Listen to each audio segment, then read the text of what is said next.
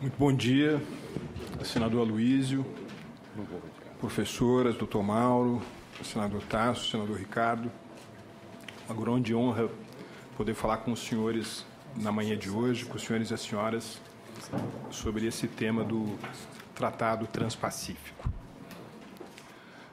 Eu não sei se os senhores e as senhoras acompanharam, mas esses dias fez aniversário um filme chamado De Volta para o Futuro, né? Era um filme que um cientista maluco encontrava um adolescente e ambos conseguiam entrar numa máquina, né, num automóvel, que os trazia até o ano de 2015. Eu acho que para nós entendermos esse fenômeno dos acordos plurilaterais, como é o caso do Tratado Transpacífico, nós precisamos entender que esse novo fenômeno do cenário internacional, ele faz parte de algo um pouco mais amplo e que, em seu conjunto, vai, sim, produzir impactos profundos sobre o Brasil e sobre os demais países. Então, eu, antes de mais nada, vou convidar todo mundo que está nessa sala para entrar comigo numa máquina do tempo, né? Nós estamos saindo aqui, nós estamos direcionando, nós estamos saindo do dia 29 de outubro de 2015 e nós vamos para o dia 29 de outubro de 1990. Vamos voltar rapidamente aqui 25 anos para tentar identificar as mudanças desse ecossistema e, portanto, medir comparativamente as chances que este ou aquele país tem de obter mais sucesso.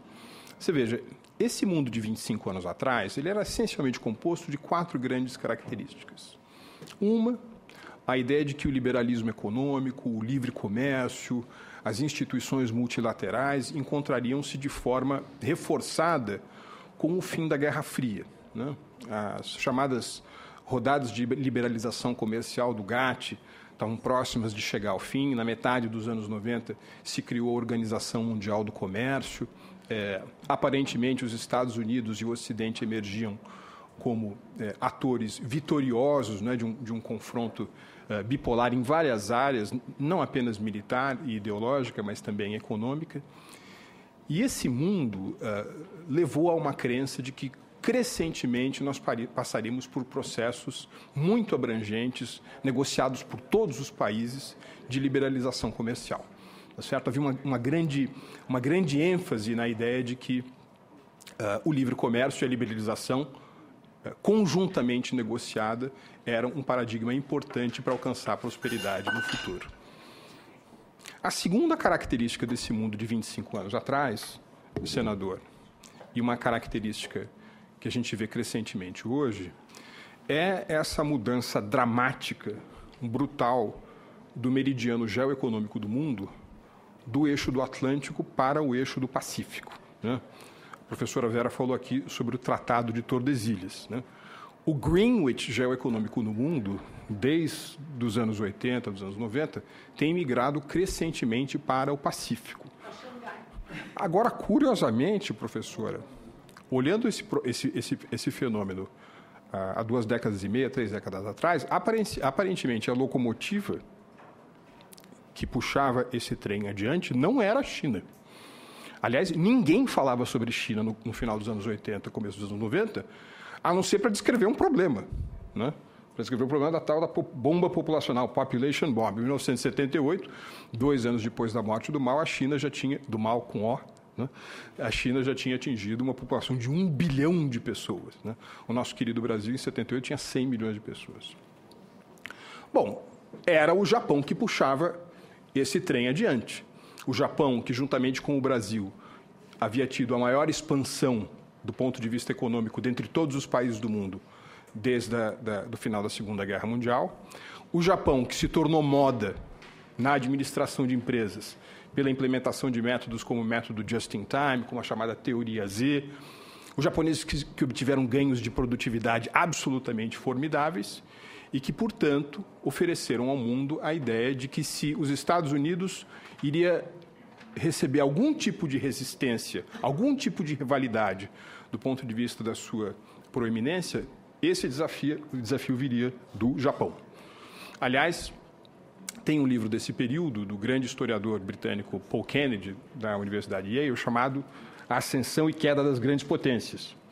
E ele descrevia a competitividade global como se fosse uma espécie de corrida de bicicleta em torno do globo terrestre.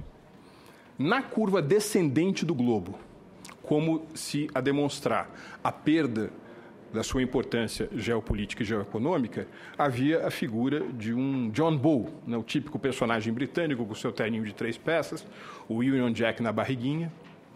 No topo do mundo, mas com as roupas em frangalhos, como se a mostrar que as suas, entre aspas, responsabilidades internacionais também afetavam sua liderança, havia a figura sobre a bicicleta de um tio Sam.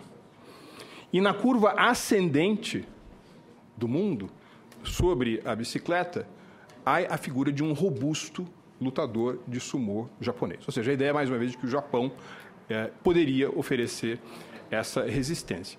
E o fato é que os ganhos de produtividade, os lucros das empresas japonesas, o repasse de uma parte importante desses benefícios à massa salarial japonesa foi tão grande que ficou extremamente caro produzir no Japão. E os japoneses tiveram que fazer uma espécie de diáspora corporativa, né? Espraiaram a sua produção, sobretudo em relação à sua vizinhança geoeconômica, na Malásia, em Hong Kong, em Taiwan, dando início àquilo que os livros de economia chamam de os tigres asiáticos. São todos filhotinhos de uma tigresa mãe, que é o Japão. Terceira característica desse mundo de 25 anos atrás tem que ver com a ideia de inovação, que é um tema central aqui das apresentações que se fizeram. Inovação, há 25, 30 anos atrás, era sinônimo de uma reinvenção endógena das grandes corporações. E o caso paradigmático, obviamente, era o caso da IBM. IBM que se chamava International Business Machines, uma empresa que fazia máquinas, que fazia coisas tangíveis, e, de repente, ela deixa de trás, para trás, esse mundo do hardware e vai para o mundo do software, criando o embrião daquilo que hoje nós chamamos de computação em nuvem, daquilo que hoje nós chamamos de grandes dados, Big Data. E isso, obviamente, povoou a maneira pela qual se pensou em inovação em outras partes do mundo. E a quarta característica desse mundo de 25 anos atrás, era a ideia de que os países, né, estavam se engajando num processo acelerado de integração econômica, mas também com ambições políticas e jurídicas. Vejam que é de 1992 o Tratado de Maastricht, que verticaliza a política de integração da Europa. É também desse início dos anos 90 o Tratado de Assunção. É do início dos anos 90 o Acordo de Livre Comércio da América do Norte, o NAFTA. Essas ambições, para além da economia, dos processos de integração política, podem ser vistos, por exemplo, pela capa do passaporte brasileiro.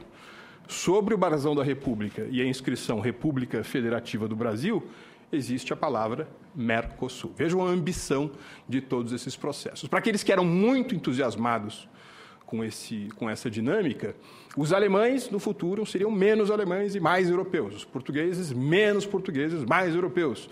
Os argentinos, menos argentinos e mais mercosulistas. E para aqueles que eram ainda mais otimistas com esses movimentos, esses processos de integração econômica, política e jurídica, veja o caso da União Europeia, que, além da integração econômica, criou um parlamento comum em Bruxelas, um tribunal comum em Estrasburgo. Isso era como se uma escala numa viagem mais longa em direção ao mundo verdadeiramente global. Esse quadro que eu descrevi para os senhores é um quadro de globalização profunda. O ecossistema que o mundo viveu até recentemente era de uma globalização profunda. Mas o mero exame dessas mesmas características hoje mostram que esse cenário se alterou de forma radical. Muitos acham que ainda nós estamos vivendo um processo de globalização profunda. Nós não estamos. Porque a ideia de que o livre mercado, a livre interação das forças de oferta e demanda, criava necessariamente, ainda mais por conta da sua escala planetária, no âmbito do comércio internacional, ganhos de prosperidade para todos, foram, de certa forma, questionadas pelo advento da crise que levou à chamada Grande Recessão de 2008 e o declínio relativo dos modelos econômicos adotados no Ocidente. E desde então, obviamente esse é um movimento mais longo, mas que ganha visibilidade nos últimos 8, 7 anos, essa centralidade do comércio internacional e do liberalismo econômico é algo questionada por modelos alternativos que, na minha opinião, respondem pelo nome de capitalismo de Estado. Estado-capitalismo.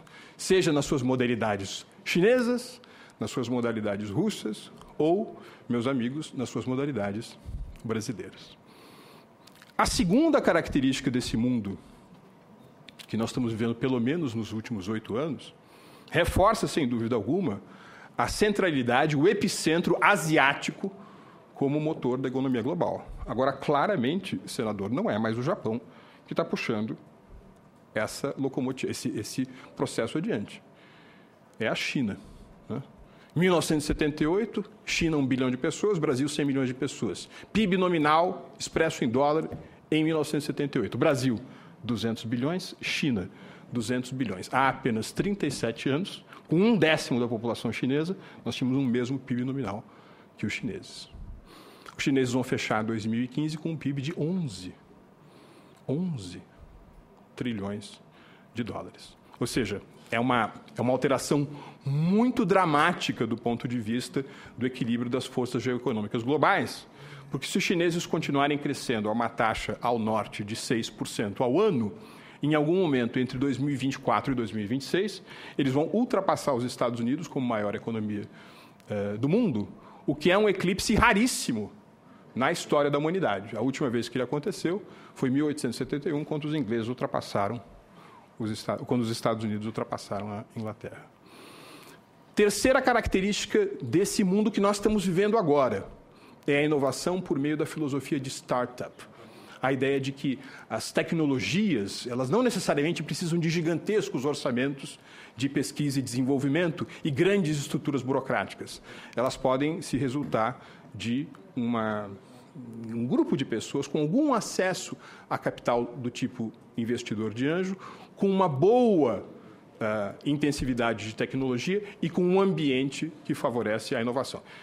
Esse é um pouco a história do Facebook, esse é um pouco a história do Instagram, esse é um pouco das empresas de nanotecnologia. E mesmo empresas tradicionais começam a se comportar do ponto de vista da sua organização interna como se elas fossem pequenas startups. Esse é um processo tão dramático que nós chegamos a uma situação hoje que é contrastada, por exemplo, entre o valor de uma empresa como o Uber e o valor de uma empresa como a Petrobras. Hoje, o valor de capitalização do Uber é um valor maior do que o da Petrobras. Um aplicativo de táxi vale mais do que a Petrobras. Quarta característica desse mundo que nós estamos vivendo agora. Aquela lógica cooperativa, de integração cada vez mais vertical entre diferentes países, como mostrava a lógica da União Europeia, a lógica do Mercosul, aparentemente se estancou, pelo menos do ponto de vista vertical, ou seja, de mais integração, e eventualmente ela vai se alastrar para incluir mais membros. Mas ainda assim ela é povoada por uma ideia de grande individualismo por cada um dos países. É aquilo que o cientista político americano Ian Bremmer chamou de recentemente do mundo de cada um por si. Ou seja, esse cenário que nós estamos vivendo agora é um cenário em que há um risco muito grande de desglobalização. Nós saímos de uma globalização profunda para um cenário de risco de desglobalização. Só que a desglobalização não está fazendo bem a ninguém. Ninguém está se dando bem no mundo hoje. E dessa forma já é possível observar as características de um novo ecossistema, de um novo ar do tempo, de uma nova fase que nós vamos ingressar nas relações internacionais, da qual, sem dúvida alguma, o TPP faz parte. Eu chamo esse novo momento no qual nós vamos entrar de um período de reglobalização. O TPP é um dos 4 pilares de um processo de reglobalização. E não é só o TPP, é também um acordo entre os Estados Unidos e a Europa.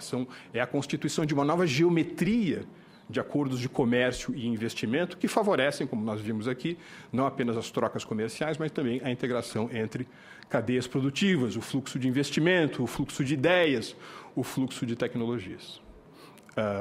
Segunda característica desse mundo que vem aí, e que obviamente tem uma relação muito importante com esse primeiro das áreas de pluricomércio, é o advento daquilo que eu gosto de chamar de China 2.0. Essa China de baixo valor agregado, voltada ao comércio internacional, entre outras coisas, pela capacidade artificial de administrar a remuneração da força de trabalho e o câmbio, é uma China que está ficando para trás. A China já está investindo 1,8% do seu PIB em pesquisa, desenvolvimento e inovação. E a China, até para a própria conversão do seu modelo, que vai ser menos dependente de comércio exterior e mais voltado ao seu comércio interno, está promovendo uma crescente revalorização, por exemplo, da composição que a massa salarial tem no PIB chinês.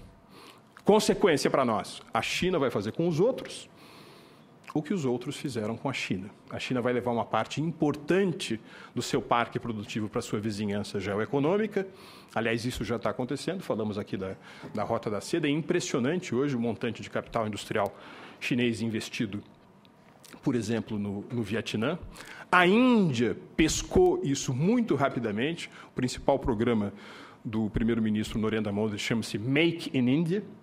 Não made in India, make in India. Come make in India. Vem fazer, porque ele percebeu que os custos de produção na China subiram demais, né? Para que os senhores tenham uma ideia, há 15 anos, 1 hora trabalhada numa manufatura mexicana pagava ao trabalhador mexicano $1,70. 1 hora, há 15 anos, trabalhada por um trabalhador chinês numa manufatura chinesa, pagava 20 centavos de dólar. Hoje, 1 hora trabalhada pelo trabalhador americano numa manufatura mexicana, o remunera em $2,10. E o mesmo período realizado numa manufatura chinesa paga ao trabalhador chinês $1,90. Ou seja, aquele grande fosso que havia rapidamente foi fechando. E a China também, até por conta da necessidade de sua extroversão, que é algo extraordinariamente importante, né, para a configuração da nossa estratégia, ela vai, sim, assumir cada vez mais o papel de fonte de investimentos estrangeiros diretos, né? A China, como superpotência econômica, se desequilibrou. Ela era muito comercial e pouco de investimentos. Ela vai ser uma grande fonte de investimentos. Qual é o tipo de investimentos que vai para países que fazem parte dessas novas geometrias plurilaterais? É aquele que vai, por exemplo, poder tirar vantagem das chamadas regras de origem.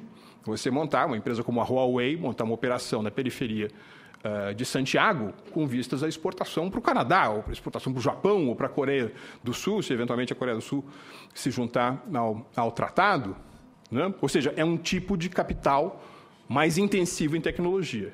Qual é o tipo de investimento chinês que irá para aqueles países, como é o caso do Brasil, que não fazem parte desses novos espaços? É mais do mesmo, é um investimento inercial. É aquele que vai garantir a segurança alimentar dos chineses, portanto, no complexo soja, e que vai garantir acesso privilegiado às commodities minerais para a expansão ainda maior de sua infraestrutura. Quarta característica desse mundo que vem por aí é aquilo que eu chamo de talento resiliente. Ou seja, esse novo cenário de reglobalização é muito marcado pela capacidade dos países se tornarem bons em outras coisas do que além da sua vantagem comparativa. Será impossível ao Brasil desenhar o seu caminho à prosperidade baseado apenas na composição orgânica das suas exportações em commodities agrícolas e minerais. Os senhores sabem que existe uma expressão chamada grande estratégia. Grande estratégia. Essa originalmente é uma expressão militar. Ela serve para designar um período em que o complexo industrial de um país, o complexo militar, as suas atenções geopolíticas se voltam a um determinado grande objetivo. O Brasil não está em guerra com ninguém, mas o Brasil faz parte de uma dramática competição econômica global. Ele vai ter que desenhar uma grande estratégia para esse mundo da reglobalização, no interior do qual fenômenos como o TTP são apenas um dos pilares. E, portanto, esse é uma questão que vai muito além da política de comércio exterior. A grande estratégia brasileira vai ter que articular, vertebrar política de comércio exterior, política externa e, entre outras coisas, política industrial, que é fundamental também para esse jogo que nós estamos falando. E daí vem a minha pergunta. O Brasil tem uma grande estratégia para essa era do talento resiliente? Tem. O Brasil tem uma grande estratégia, senador, para o advento da China 2.0. O Brasil tem uma grande estratégia para essa volta da geopolítica a marcar as relações internacionais. O Brasil tem uma grande estratégia para essas novas geometrias de comércio e investimento, como o TPP. No limite, o Brasil tem uma grande estratégia para a reglobalização. Eu acho que dessa resposta vai depender uma parte importante do país que nós vamos construir nos próximos 25 anos. Me pergunto se o Brasil tem. Não.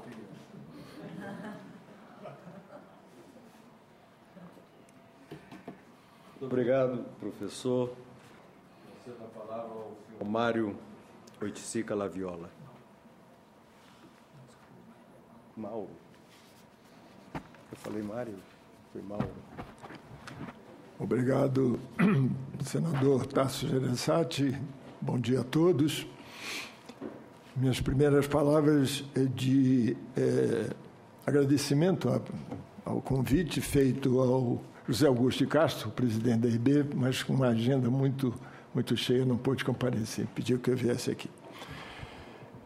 Depois dessas brilhantes exposições, eu pretendia dar algumas opiniões do setor privado brasileiro sobre esse quadro.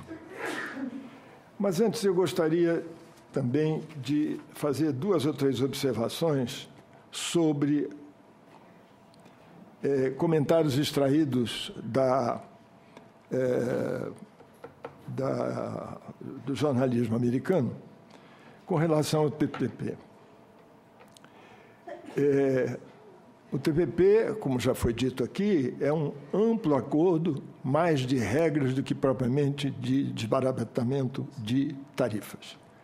Entre essas regras, existem compromissos em matéria de proteção ambiental, conduzindo as partes a evitar a adoção de práticas lesivas nas áreas pesqueiras, agrícolas, criadeiras, de tal forma a conduzir a produção e o comércio focados na proteção às pessoas, às águas e às terras cultiváveis.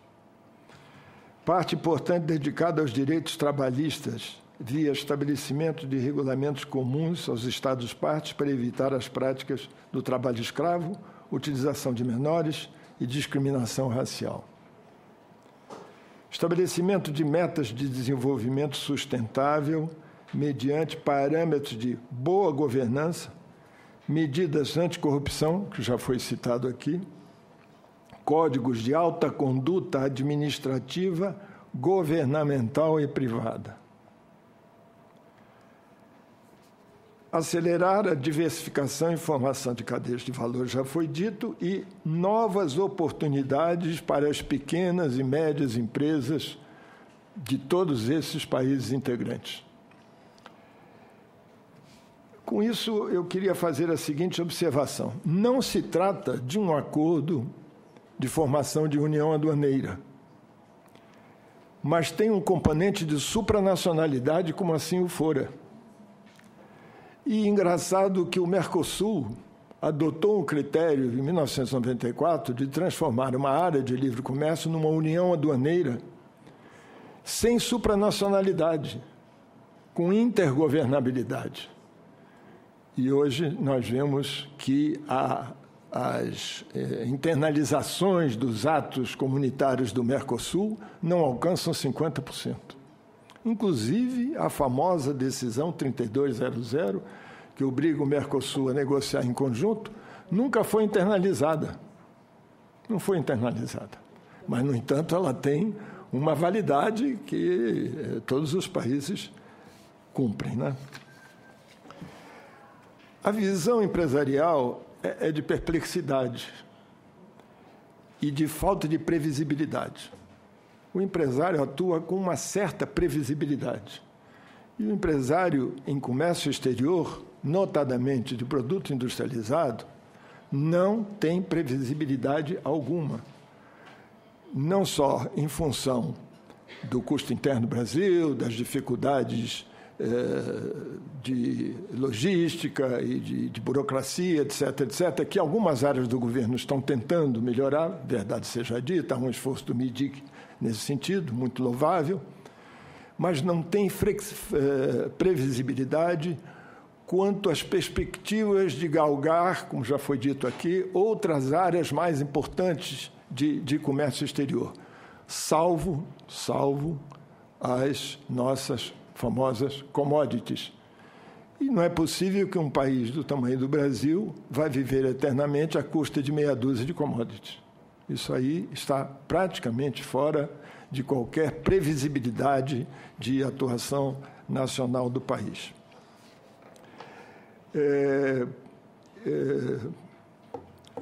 A professora Lia citou o Tratado do Mercosul, de 30 páginas, querendo chegar a uma união aduaneira, em 30 páginas.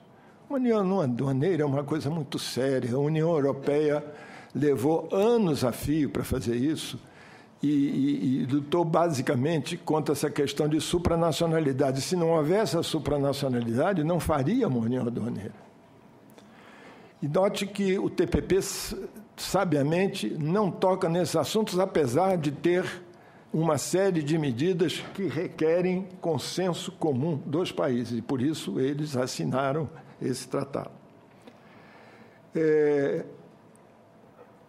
Alguém falou, acho que foi a professora Vera, numa eventual reformulação do Mercosul. Isso é um problema fundamentalmente, senador, político, antes mesmo de técnico, ele é político. O artigo 47 do Protocolo de Ouro Preto, que criou a União Aduaneira, ele permite que os países, as partes integrantes do Mercosul, se reúnam e analisem a possibilidade de uma reformulação do processo. Nunca isto foi tocado, inclusive seria uma oportunidade na reunião de cúpula, a última, realizada aqui em Brasília, sob a presidência pro tempore do Mercosul, em que, em função de várias declarações oficiais de ministros brasileiros, de ministros uruguaios, de dirigentes uruguaios, não se tocou no assunto de uma eventual reformulação do Mercosul. Não é acabar com o Mercosul, é uma reformulação dos conceitos e dos parâmetros estabelecidos para o Mercosul. Muito ao contrário, num ambiente ainda de insistência de união aduaneira, prorrogaram as exceções, as tarifas externas comuns para o ano 2020, 2021, 2022, 2023.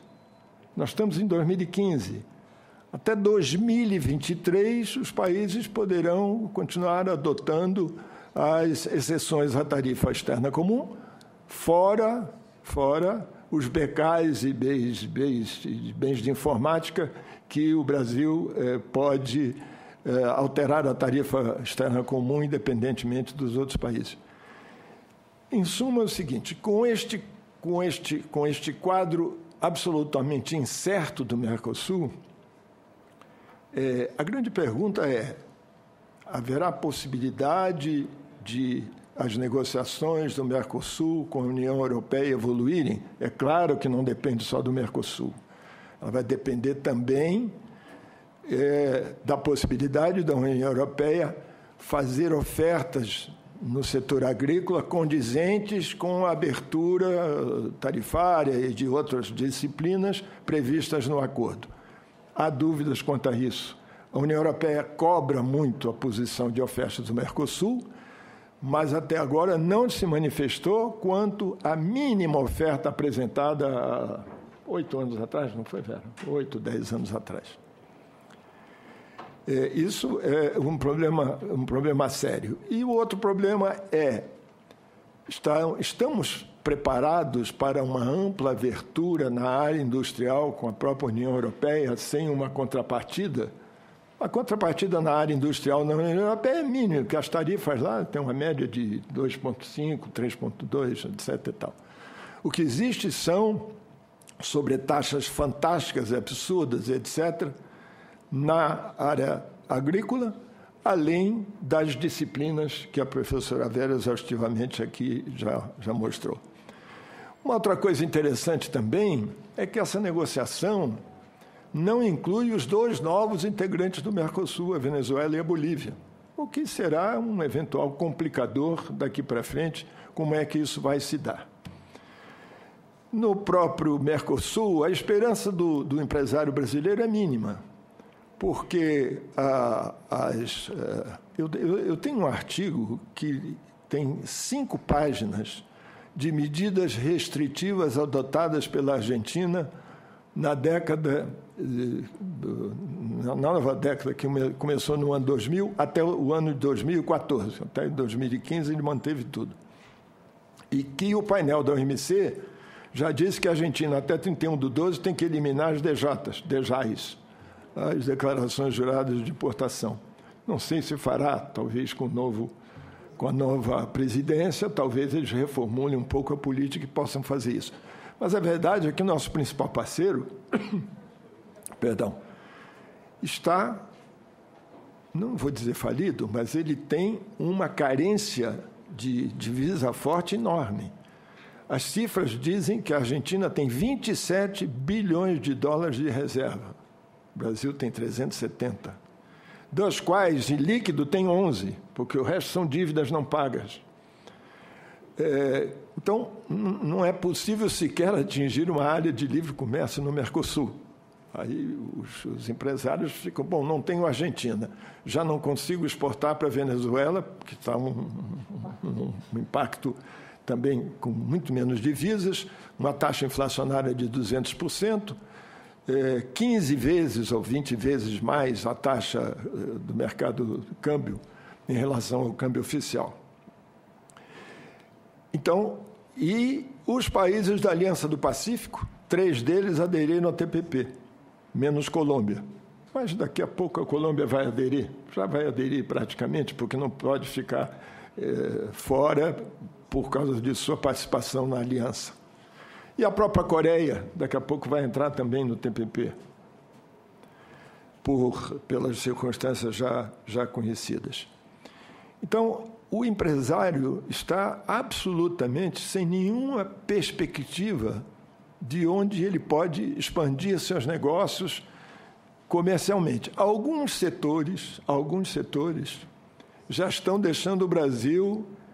Eu tive notícias, por exemplo, do setor têxtil, do setor têxtil, no setor calçadista, só para ficar nesses.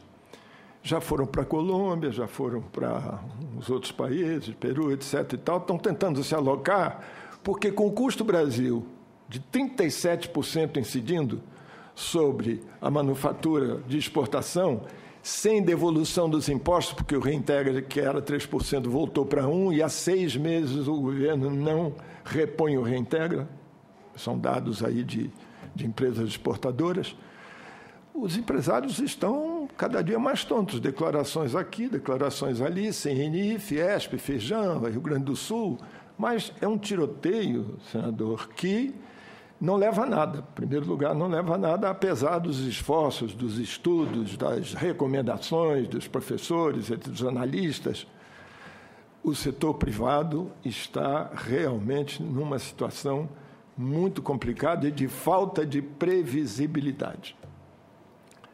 Falou-se aqui na multilateralidade que o Brasil perseguiu durante muitos anos, em vez de também galgar estágios mais avançados de negociação. Mas mesmo no multilateral, como bem disse a professora Vera, os Estados Unidos praticamente vão melar a negociação de Nairobi. Não vai haver progresso multilateral. Primeiro, porque é uma agenda carregadíssima. Eu estou entrando na seara de Lia e de Vera, mas a agenda é carregadíssima. Não vai ser possível. Mas existem algumas recomendações, eu anotei aqui, não me lembro aonde, por exemplo, dos MDRs. MDRs são uma sigla que mostra os países de menor desenvolvimento econômico relativo, dentro da OMC, que tem 161 países de membros. Os MDRs parece que vão atender algumas reivindicações dos MDRs. Um deles é o Duty Free e Cota Free, que alguns países parecem até já implementaram. E o Brasil está para implementar, está dependendo, se não me engano, o agreement do Congresso. Se eu estou equivocado, o Lia me corrija, a Vera me corrige. O que é o Duty Free Quota Free? Eliminar tarifas integralmente para todos os países considerados MDRs de maneira imediata e total. 97%. Aí o setor têxtil fica apavorado com o leste asiático, o setor de calçados fica apavorado com China e outros lugares. O setor calçadista já perdeu mercado para o calçado chinês na Argentina, que, aliás, tem um acordo de swap com a China, e está utilizando parte desse acordo de swap para pagar mercadorias, o que é clearing, que é proibido na OMC. O empresário está olhando todo este quadro e não está vendo saída. O governo também não fala muita saída. Há alguns esforços específicos, digamos, ampliação do ACE 53 com o México. É razoável, um acordinho de preferências tarifárias de 800 itens, uma renovação mais ampliada do acordo automotivo 55, e querem fazer do 53 agora um acordo de livre comércio, mas o México vai certamente propor regras existentes na Aliança do Pacífico e talvez até no TPP, porque não vai facilitar do Brasil. Eles têm, nos acordos que o México tem, eles têm essas regras, com a União Europeia, no NAFTA e agora no TPP. Então, essa ampliação do 53 não será também nada fácil para o Brasil, além do que o México também tem restrições na área agrícola, tem medo da agricultura brasileira. Com a Colômbia, estamos fazendo um esforço, houve ainda não um acordo, houve um memorando de entendimento para um acordo, mas tem regras de origem que não estão muito claras ainda, o acordo ainda não foi firmado. Temos também um esforço de aceleração do acordo com o Peru. Veja, esses países todos já têm acordos com a Ásia, com os Estados Unidos e com a Europa. O que nós vamos ganhar, não, nós vamos tentar empatar de alguma forma com o que eles já concederam para esses países. Os empresários estão sabendo disso, né? A gente tem advertido diuturnamente esses aspectos. O Chile, já temos tudo desgravado, mas o Chile tem acordo com a China, tem acordo com a Coreia, é o latino-americano que mais tem acordo. Também pudera, a tarifa dele é 6%, não está preocupado em tarifa, em coisa alguma. Agora, em regras, sim, nós temos, se não me engano, um acordo de serviço só com o Chile, mas o Chile está fazendo acordos com regras, etc., está se inserindo no mercado internacional. Aquela tripinha, mas que do lado do Pacífico a coisa vai funcionar. E finalmente, mais um argumento, senador. Não é crítica, mas é uma observação. No final dos anos 90 e princípio dos anos 2000, havia a famosa negociação da ALCA, e que ela foi devidamente escanteada, devidamente parada, principalmente pelo Brasil, pelas razões de então. Não vou discutir as razões de então. Acontece que já existe uma ALCA virtual. Quer dizer, o domínio dos Estados Unidos sobre a América Central, sobre o Caribe e dos países do Pacífico, da América do Sul, já é uma ALCA. É uma ALCA parcial. Só tirando os países da costa leste, do Atlântico, o resto é ALCA. É ALCA. Os Estados Unidos já têm acordo com isso tudo. Então, falando nos bondes da professora Vera, evidentemente que perdemos alguns bondes. Agora, o setor privado brasileiro está perdendo o maior dos bondes, porque é o setor privado brasileiro que movimenta esta economia. O tamanho deste país não permite que a gente fique a reboque. Vou usar uma terminologia bem carioca, os que são cariocas sabem. No tempo dos bondes no Rio de Janeiro, existia o famoso taioba. Uma vez eu falei isso em São Paulo, os paulistas não sabiam o que era taioba. Taioba era um reboquinho que tinha nos bondes do Rio de Janeiro, onde os comerciantes levavam suas mercadorias pesadas, sacos de batatas, era bonde taioba. E os espertos, em vez de pegar o bonde, pegavam o taioba, porque lá não tinha cobrador. Quer dizer, o Brasil vai se tornar um bonde taioba nesse cenário mundial. É apenas, senador, essa preocupação que eu queria deixar aqui da falta de perspectiva e da perplexidade do setor exportador, setor produtor e exportador brasileiro nesse cenário mundial. Muito obrigado. Hein?